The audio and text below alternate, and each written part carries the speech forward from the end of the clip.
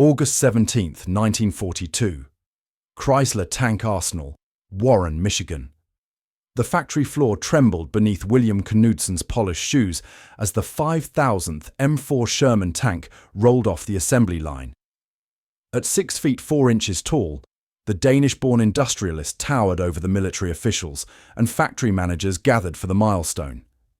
His imposing height had earned him the nickname Big Bill during his days at Ford and General Motors. But today, watching American industrial might materialize before him, Knudsen felt the weight of the war rather than his physical presence. The Sherman's 30-ton steel mass moved with unexpected grace along the conveyor system, its turret gleaming under the factory's harsh lights. The tank represented more than just armored firepower. It embodied a manufacturing revolution that military officials had once mocked as impossible. "You can't build tanks like automobiles," they had insisted when Knudsen first proposed applying automotive assembly methods to military production in 1940. The factory air hung heavy with the scent of hot metal, cutting oil and welding fumes. Familiar smells to Knudsen after 4 decades in automotive plants, but now infused with the urgency of global conflict. Just 18 months earlier, American tank production had totaled fewer than 400 vehicles for the entire year, a number Germany's factories had surpassed every month. Now, the Chrysler tank arsenal alone was producing 400 tanks monthly. "Never thought we'd see this day, did they, sir?" said Walter Chrysler Jr., watching the Sherman's tracks grind forward. The observation carried a hint of vindication that Knudsen recognized but wouldn't indulge. The former GM president merely nodded, his expression revealing little of the satisfaction he felt seeing automotive expertise applied to warfare production. Knudsen's mind drifted back to May 1940, when the phone in his Detroit office had rung. President Roosevelt himself had been on the line, his aristocratic voice urgent yet controlled. "Bill, I need you in Washington. We need someone who understands mass production. The European situation." The president had paused then. "We're going to need tanks, Bill. Thousands of them." 2 weeks later, Knudsen had stood bewildered in the cavernous Springfield armory. Watching skilled craftsmen meticulously hand-finishing tank components as though each were a bespoke creation rather than weapons needed by the thousands. "At this rate," he had whispered to his aide, "we'll be fielding dozens while the Germans field thousands." The smell of burning rubber brought Knudsen back to the present as the Sherman's tracks gripped the factory floor for the first time. Unlike the military manufacturing establishment, Knudsen had understood a fundamental truth. A tank, stripped of its mystique, was fundamentally an armored tractor with a gun. Its components could be standardized, manufactured in parallel, and assembled systematically, just like automobiles. The manufacturing methods now employed in the arsenal had faced ridicule from military contractors accustomed to custom building a handful of vehicles per month. "You can't slap together a fighting machine like a Model T," one Army colonel had sneered during a Pentagon briefing. That same colonel now stood 15 feet away, silently watching the 5,000th tank complete its final inspection. As the Sherman's engine roared to life with a diesel thunder that echoed through the hangar-like space, Knudsen studied the faces around him.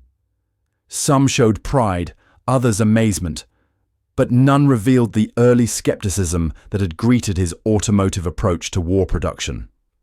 22 minutes, said the production manager, checking his clipboard. 22 minutes from final assembly to driving power.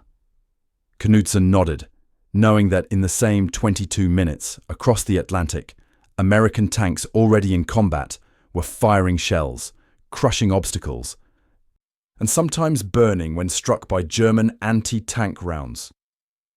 Those tanks might determine whether democracy survived in Europe, and they flowed from American factories in numbers that would eventually overwhelm the German war machine.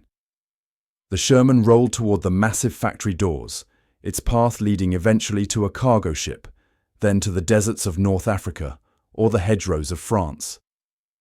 Knudsen watched it go, already calculating how to increase production further. The battle for efficient manufacturing was being won, but the larger war remained undecided. America would need thousands more tanks before victory could be secured. January 11th, 1900. Ellis Island, New York Harbor. The immigration official squinted at the travel-worn Danish youth standing before him. "Name and occupation?" he asked mechanically, not looking up from his ledger. "Signius Wilhelm Paul Knudsen, mechanic," replied the 21-year-old, clutching his worn suitcase containing $30 American and a few personal belongings. His fingers still carried the calluses of apprenticeship in Copenhagen's bicycle shops, hardened ridges that would serve him well in the industrial heartland of his adopted country. The bitter January wind whipping across New York Harbor carried the coal smoke from passing ships, a scent Knudsen would forever associate with his first moments in America. He had crossed the Atlantic in steerage class, enduring 12 days of rough seas, cramped quarters, and meager rations, discomforts that seemed trivial compared to the opportunity that awaited. Within his mechanical mind, a persistent vision had taken shape. Production systems where components flowed in coordinated sequence, where machines and men worked in harmony, where efficiency eliminated waste. 3 years later, in the deafening cacophony of a Detroit factory, Knudsen caught the attention of Henry Ford himself. The automobile pioneer was seeking men who understood precision tooling and production flow, men whose minds conceptualized manufacturing as rivers rather than pools. Ford recognized in the tall Dane an instinctive grasp of manufacturing principles that matched his own revolutionary vision for the automobile industry. By 1911, Knudsen had become Ford's production superintendent, overseeing the implementation of the moving assembly line that would transform not just automobile manufacturing, but industrial production worldwide. The Model T assembly time dropped from 728 minutes to an astonishing 93 minutes. Knudsen's hands had helped reshape industrial history, but his relationship with the mercurial Ford deteriorated as the decade progressed. "I can't work for a man whose moods control a company," Knudsen told his wife Clara in 1921, the day he resigned from Ford. The slamming of their front door punctuated 13 years of accumulated frustration with Ford's increasingly erratic management style. Within weeks, Walter Chrysler had recruited him to save the ailing Chevrolet division of General Motors. At GM, Knudsen's production genius blossomed fully. Chevrolet's annual output grew from 70,000 to 600,000 vehicles between 1922 and 1926. The scent of leather upholstery and fresh paint filled the vast assembly plants where Knudsen implemented his vision of coordinated manufacturing systems. Workers moved in practiced rhythm, each performing specialized tasks in precise sequence. Alfred Sloan, GM's visionary president, recognized Knudsen's extraordinary abilities, promoting him to president of Chevrolet in 1924 and eventually to president of General Motors itself in 1937.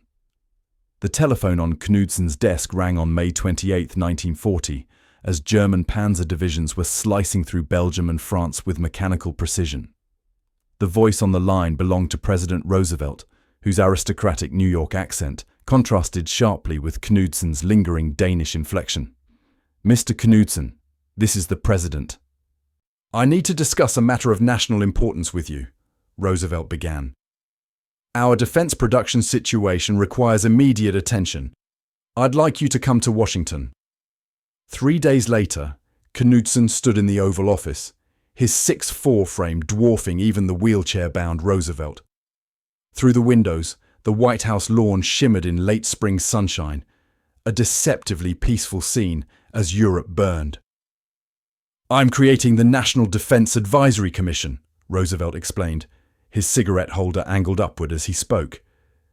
"We need someone who understands mass production to coordinate our industrial mobilization. The reports I'm getting on our armaments capabilities are concerning." The president's understated description masked a desperate reality. American tank production in 1939 had totaled just 329 vehicles, barely more than a single day's output from German factories. The Army's manufacturing methods remained locked in World War I practices, with skilled machinists crafting components individually, measuring and filing each piece to fit its mating parts. Knudsen nodded, understanding instantly what Roosevelt was asking. The mechanic from Copenhagen who had helped revolutionize automobile manufacturing would now need to transform American weapon production before Hitler's tanks reached the Atlantic coast. At 61, when most men contemplated retirement, Knudsen faced perhaps his greatest challenge. "I'll need access to the automobile factories," he said simply, "and the authority to implement changes that some will find uncomfortable." Roosevelt's thin smile acknowledged the understatement. Military procurement officers, traditional defense contractors, and army officers would indeed find Knudsen's methods deeply uncomfortable. The revolution in tank production was about to begin, but not without resistance that would test even Knudsen's legendary determination. September 14th, 1940. Rock Island Arsenal, Illinois. The hammer strikes echoed through the cavernous workshop as Knudsen walked the production line. Men in oil-stained coveralls hunched over metal lathes, each carefully crafting a single tank component. Knudsen checked his pocket watch. One worker had spent 47 minutes finishing a single transmission gear. At this rate, America would lose the war before it even entered it. "How many tanks did we make last month?" Knudsen asked the Arsenal director, Colonel James Barnes. 37 M2 light tanks, Barnes answered proudly, each one inspected personally by our quality team. Knudsen's jaw tightened. "Germany makes 300 tanks every month," he said quietly. The colonel's smile faded. The numbers told a frightening story. In all of 1940, American factories would produce fewer than 400 tanks. Most were outdated designs, too lightly armoured to survive on modern battlefields. Meanwhile, German factories churned out thousands of Panzer III and Panzer IV tanks. These German machines were crushing Allied forces across Europe with terrifying speed. "We need to build tanks like we build cars," Knudsen said, looking around the workshop. "Assembly lines, interchangeable parts, mass production." Colonel Barnes laughed. "Mr. Knudsen, tanks aren't automobiles. Each one requires precision craftsmanship. You can't just slap them together like Model Ts." The room fell silent as other officers watched the exchange. The Army's entire approach to making weapons was being questioned by this car manufacturer in a civilian suit. Knudsen walked to a nearby workbench where a machinist was hand-filing a transmission housing, checking its fit against a master gauge after each stroke of the file. The smell of metal shavings filled the air. "How long to finish this piece?" Knudsen asked. "About 3 hours, sir," the machinist answered. Knudsen nodded. "At Ford, we would stamp out 50 of these in the same time." "But would they work?" challenged a major standing nearby. "Would they stand up to battlefield conditions?" "This isn't a Sunday drive we're preparing for." The hostility in the room was as thick as the machine oil that coated the floor. These military men saw Knudsen as an outsider, a civilian who didn't understand the special requirements of war machines. Later that day, in a Pentagon meeting room, Knudsen spread automotive blueprints across a wooden table. Generals and procurement officers glanced at the drawings with thinly disguised skepticism. "A tank is basically a tractor with armor and a gun," Knudsen explained. "We can standardize the parts, build them on assembly lines, and increase production tenfold." "Absolutely not," declared Colonel James Burton, head of Army procurement. "Each tank component must be hand-fitted. Your assembly line workers don't have the skill or dedication to produce war machines." Knudsen took a deep breath. The resistance was worse than he had expected. These military men trusted only their established methods and contractors. They couldn't imagine new ways of making weapons, even as Hitler's armies showed what mass-produced tanks could accomplish. "Without assembly line methods, we cannot possibly build enough tanks to matter in this war," Knudsen said flatly. "Britain is losing tanks faster than they can be replaced. If America enters this fight, we'll need thousands, not hundreds. Then we'll build more arsenals," Burton replied dismissively. Hire more skilled machinists. There isn't time, Knudsen countered, his voice rising slightly. And there aren't enough skilled machinists in the entire country. As Knudsen left the Pentagon that evening, the fall air carried a chill that matched the cold reception his ideas had received. His driver navigated through Washington traffic as Knudsen stared out the window, thinking about the vast auto factories sitting in Detroit. Those plants could build tanks by the thousands if only the military would accept new production methods. That night, alone in his hotel room, Knudsen drafted a proposal that would bypass the military procurement system entirely. If the army wouldn't adapt its methods, perhaps the automobile industry could show them another way forward.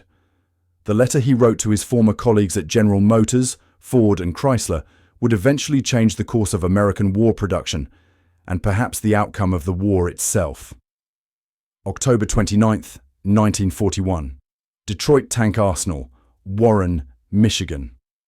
The factory floor stretched nearly a quarter-mile long. A cathedral of industrial might illuminated by hundreds of overhead lights.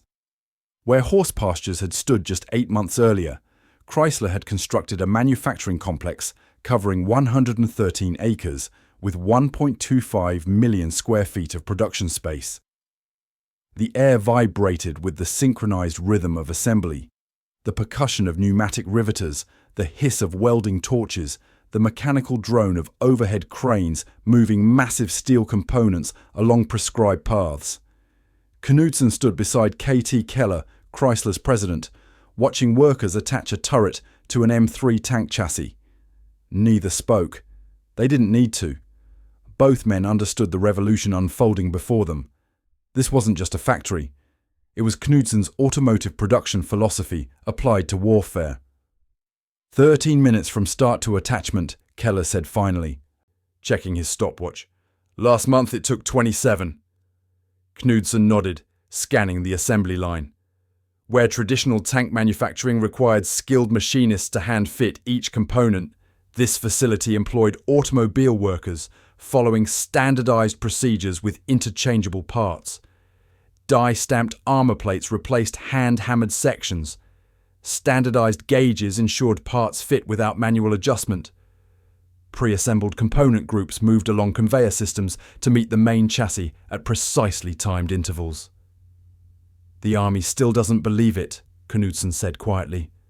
Colonel Burton visited yesterday and insisted we must be sacrificing quality. Keller snorted. We fired 10,000 rounds through our test tanks without a single mechanical failure. That's better reliability than their hand-built models. The most revolutionary aspect of Knudsen's system wasn't visible on the factory floor. It existed in the network of suppliers producing standardized components to exact specifications. Over 1,700 subcontractors now manufactured tank parts across America, many converted from automotive production. Engines came from Continental Motors in Muskegon, transmissions from Spicer Manufacturing in Toledo, gun mounts from Singer Sewing Machine Company in Elizabeth, New Jersey. General Motors is bringing their Cadillac tank plant online next month, Knudsen said. Ford's facility at Highland Park starts production in December. A half-finished M3 tank rolled past, its riveted hull still awaiting final armor plates. Unlike army arsenals where tanks took months to complete, this Sherman would be combat-ready in just 14 days. The production board mounted on the wall displayed the month's quota, 150 tanks. Next month's target, 200. By mid-1942, Knudsen calculated, American factories would produce more tanks each month than the entire pre-war annual output. Your assembly line tanks are the talk of Washington now, Keller said with a hint of satisfaction. Not as impossible as they claimed, were they? Before Knudsen could respond, a commotion erupted near the factory entrance. A military courier rushed toward them, clutching a telegram. His uniform was wrinkled, his eyes wide with urgency. Mr. Knudsen, he called. Message from Washington, sir. Highest priority. Knudsen took the telegram, his expression unchanged as he read the text. Pearl Harbor had been attacked by Japanese forces. America was at war. He handed the telegram to Keller, whose face drained of color. "Production schedule just changed," Knudsen said calmly. "We need to double output by February." The steady cadence of assembly continued around them, workers still unaware that their efforts had just become central to global conflict. Within hours, the Pentagon officials who had ridiculed Knudsen's car factory approach would be desperately calling for accelerated production. 3 weeks later, Knudsen stood in the same factory as army officers who had once dismissed his methods now toured the facility with unconcealed amazement. The transformation in their attitude was as dramatic as the production numbers now projected on boards throughout the plant. Colonel Burton, once Knudsen's most vocal critic, stared speechless at workers installing a complete powertrain in just 38 minutes, a process that took skilled arsenal mechanics over 3 days. "We'll reach 400 tanks monthly by June," Knudsen explained as they walked the assembly line. "When the new Ford plant at River Rouge reaches full capacity, we'll add another 600 monthly." The officers exchanged glances.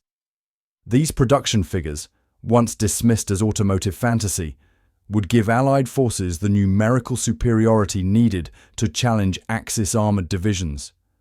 Germany's head start in tank production was substantial, but American manufacturing capacity, reorganized under Knudsen's system, would eventually overwhelm it through sheer volume. As the M3 tanks rolled toward final inspection, Knudsen allowed himself a brief moment of satisfaction.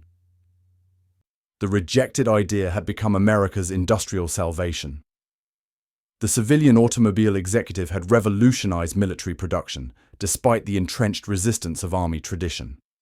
The assembly line, once mocked as suitable only for civilian vehicles, would now help determine the outcome of global war. June 3, 1944. Willow Run Bomber Plant, Ypsilanti, Michigan. The Ford B-24 Liberator assembly line stretched for over a mile, the longest building in the world at 3,500,000 square feet of manufacturing space. Once deemed impossible by military aviation experts, the plant now produced one complete heavy bomber every 63 minutes. Workers moved along the line with practiced efficiency, installing 1,550,000 parts into each massive aircraft as it progressed through 25 synchronized assembly stations. The deafening symphony of production, riveting guns, power tools, overhead cranes, and testing engines required workers to communicate through hand signals and written notes. Knudsen stood beside Henry Ford II on the observation platform, watching the bombers take shape below. The transformation of American war production since 1941 bordered on miraculous. Tank production had increased from 4,052 in 1941 to 29,497 in 1943. Similar numbers applied across all weapon categories: aircraft, artillery, small arms, ammunition. "Your assembly line approach has been applied to everything from tanks to torpedoes," Ford observed, his voice barely audible above the factory noise. "The Army's traditional manufacturers said it couldn't be done." Knudsen nodded. The resistance he'd faced in those early meetings had dissolved in the face of overwhelming production statistics. The numbers told an unmistakable story.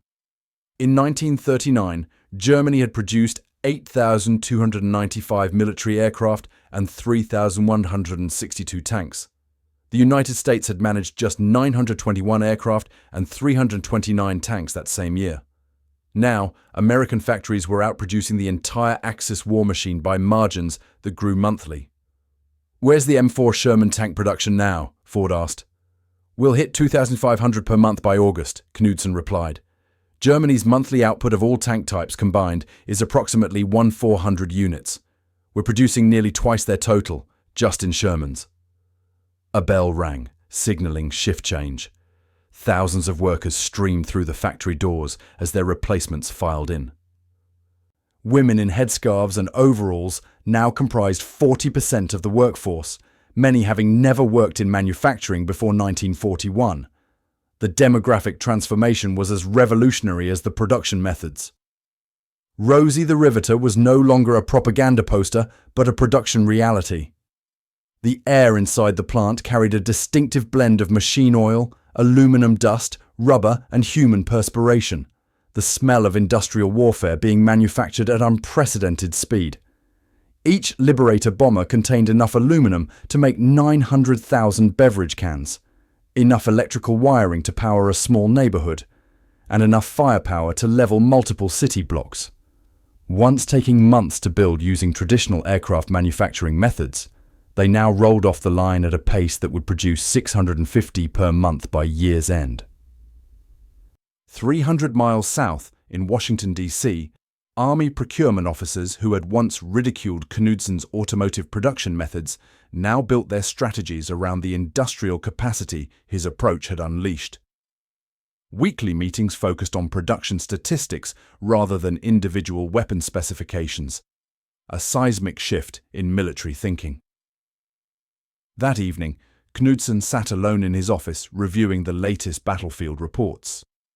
American tanks were engaging German Panthers and Tigers across France in ever-increasing numbers. While German tanks held technical advantages in armor and firepower, American production was ensuring a constant 5-to-1 numerical superiority. For every German tank destroyed, 5 more Shermans arrived to take its place. The intercom buzzed, interrupting his review. "Mr. Knudsen? The President is on line 1, his secretary announced. Roosevelt's voice crackled through the telephone line, weaker than during their first conversation in 1940, but still carrying unmistakable authority. "Bill, I've just reviewed the May production figures. Simply extraordinary. The Joint Chiefs are recommending your promotion to Lieutenant General." Knudsen remained silent for a moment. The promotion would make him the first civilian in American history to receive such a rank without prior military service. "The Army resisted your methods initially," Roosevelt continued. "Now they're building their entire strategy around your production capacity. Your assembly line approach has given us more than tanks. It's given us strategic flexibility." As spring turned to summer, German commanders facing the Allied invasion of France reported a phenomenon they called Materialschlacht, a battle of material in which American equipment appeared in seemingly limitless quantities. Every tank destroyed was replaced within hours. Artillery shells fell in continuous barrages that German factories couldn't hope to match. Behind the invasion beaches, massive supply depots stretched across the Norman countryside. Brand new Sherman tanks, each bearing chalk numbers from Detroit production lines, awaited crews. The serial numbers told their own story. Tanks numbered in the 70,000 range when Germany's total tank production since 1939 had not yet reached 25,000 units. An army report delivered to General Eisenhower's headquarters contained production statistics that would have seemed fantastical in 1940. In the 3 years since Knudsen had implemented automotive assembly methods, American factories had produced 88,410 tanks, 250,390 artillery pieces, 2,155,964 military trucks, and 6,500 rifles. The rejected idea had transformed into the overwhelming material advantage that would ultimately decide the war. April 11th, 1948. Arlington National Cemetery, Virginia. The cold April wind carried cherry blossom petals across William Knudsen's grave as the 7-gun salute echoed through Arlington's hallowed grounds. The polished brass casings from the Honor Guard's rifles gleamed briefly in the spring sunlight before being collected for presentation to Knudsen's widow. The former production czar had died just 4 days earlier, at age 69. His body finally yielding to the heart condition that had plagued him since the war's most intense production period. The Danish immigrant who had revolutionized both automotive and military manufacturing was laid to rest with full military honors, his coffin draped with the American flag that recognized his service as Lieutenant General, the first civilian in American history to receive such a rank. Among the mourners stood automotive executives alongside generals, a visual representation of the industrial-military partnership Knudsen had forged. Henry Ford II stood near General George Marshall, Both men's faces solemn as taps played across the cemetery. The bugler's notes hung in the air, a reminder of how quickly wartime urgency faded into peacetime memory. 5 miles away, in the Pentagon's eastern wing, Knudsen's production methods had become permanently embedded in military procurement doctrine. The detailed manufacturing plans for the new M26 Pershing tank incorporated assembly line techniques that had once been dismissed as unsuitable for military equipment. The tank's 90mm main gun, a response to the German Tiger's 88mm cannon, would be produced using standardized machining processes that Knudsen had pioneered. His revolution had outlived the man himself. By 1950, as the Cold War intensified and American forces engaged in Korea, military production facilities based entirely on Knudsen's automotive model stood ready for rapid expansion. The Army's traditional arsenals had been permanently supplemented by converted automotive plants capable of surging production when needed.